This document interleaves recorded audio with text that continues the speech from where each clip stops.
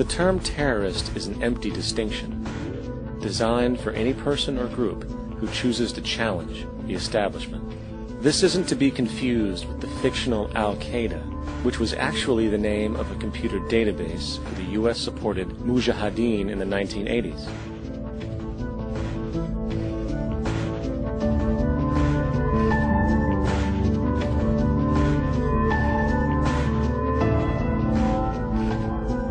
In 2007, the Department of Defense received $161.8 billion for the so-called global war on terrorism. According to the National Counterterrorism Center, in 2004, roughly 2,000 people were killed internationally due to supposed terrorist acts. Of that number, 70 were American. Using this number as a general average, which is extremely generous, it is interesting to note that twice as many people die from peanut allergies a year than from terrorist acts.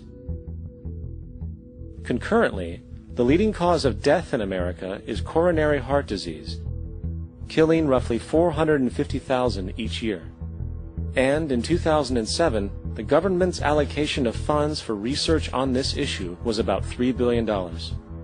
This means that the U.S. government in 2007 spent 54 times the amount for preventing terrorism than it spent for preventing a disease which kills 6,600 times more people annually than terrorism does. Yet, as the name terrorism and Al-Qaeda are arbitrarily stamped on every news report relating to any action taken against U.S. interests, the myth grows wider. In mid-2008, the U.S. Attorney General actually proposed that the U.S. Congress officially declare war against the fantasy. Not to mention, as of July 2008, there are now over 1 million people currently on the U.S. terrorist watch list. These so-called counterterrorism measures, of course, have nothing to do with social protection, and everything to do with preserving the establishment amongst the growing anti-American sentiment both domestically and internationally, which is legitimately founded on the greed-based corporate empire expansion that is exploiting the world. The true terrorists of our world do not meet at the docks at midnight or scream Allah Akbar before some violent action. The true terrorists of our world wear $5,000 suits and work in the highest positions of finance, government, and business. So, what do? How do we stop a system of greed and corruption that has so much power and momentum? How do we stop this aberrant group behavior which feels no compassion for, say, the millions slaughtered in Iraq and Afghanistan, so the corporatocracy can control energy resources and opium production for Wall Street profit?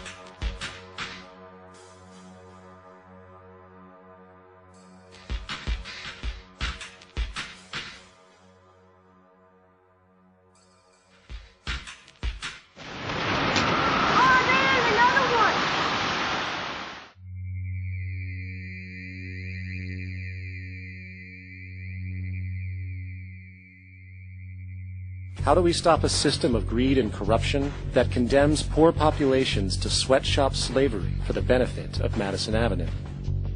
Or that engineers false flag terror attacks for the sake of manipulation?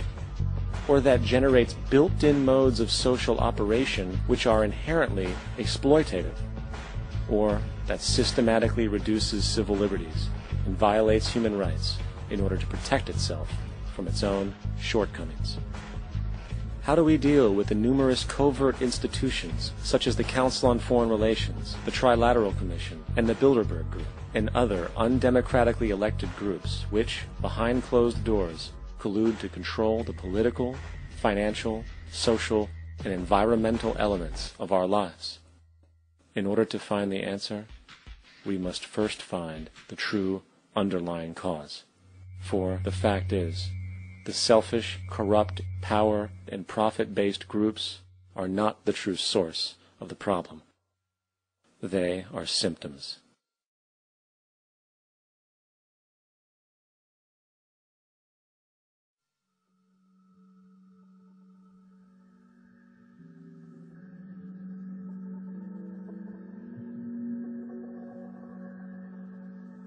My name is John Fresco.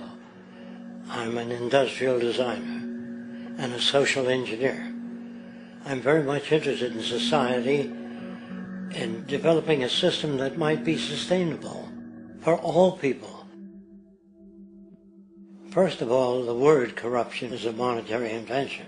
That aberrant behavior that's disruptive to the well-being of people, while you're dealing with human behavior. And human behavior appears to be environmentally determined, meaning if you were raised by the Seminole Indians as a baby, never saw anything else, you'd hold that value system. And this goes for nations, it goes for individuals, for families. They try to indoctrinate their children to their particular faith and their country and make them feel like they're part of that. And they build a society which they call established. They establish a workable point of view and tend to perpetuate that, whereas all societies are really emergent, not established. And so they fight new ideas that would interfere with the establishment.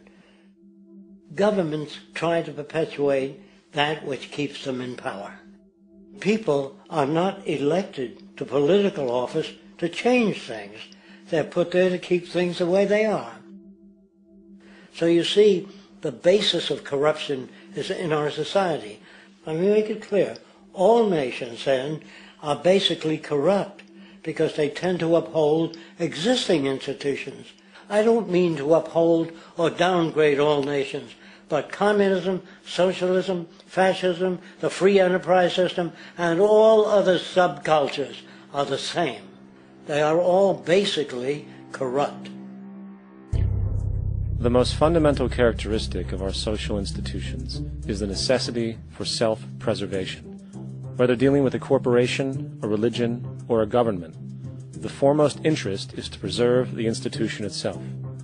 For instance, the last thing an oil company would ever want is the utilization of energy that was outside of its control, for it makes that company less relevant to society. Likewise, the Cold War and the collapse of the Soviet Union was, in reality, a way to preserve and perpetuate the established economic and global hegemony of the United States. Similarly, religions condition people to feel guilty for natural inclinations, each claiming to offer the only path to forgiveness and salvation. At the heart of this institutional self-preservation lies the monetary system, for it is money that provides the means for power and survival. Therefore, just as a poor person might be forced to steal in order to survive, it is a natural inclination to do whatever is needed to continue an institution's profitability. This makes it inherently difficult for profit-based institutions to change, for it puts in jeopardy not only the survival of large groups of people, but also the coveted materialistic lifestyles associated with affluence and power. Therefore, the paralyzing necessity to preserve an institution, regardless of its social relevance, is largely rooted in the need for money or profit.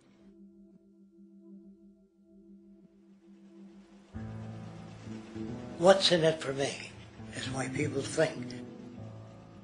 And so if a man makes money selling a certain product, naturally he's going to fight the existence of another product that may threaten his institution.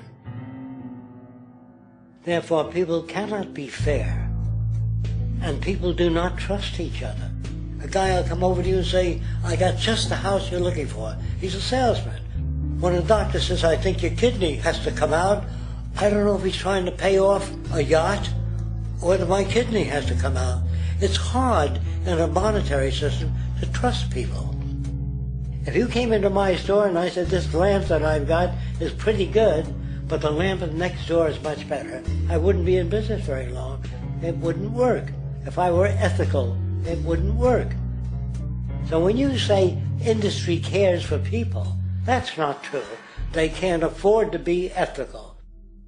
So your system is not designed to serve the well-being of people. If you still don't understand that, there would be no outsourcing of jobs if they cared about people. Industry does not care. They only hire people because it hasn't been automated yet. So don't talk about decency and ethics.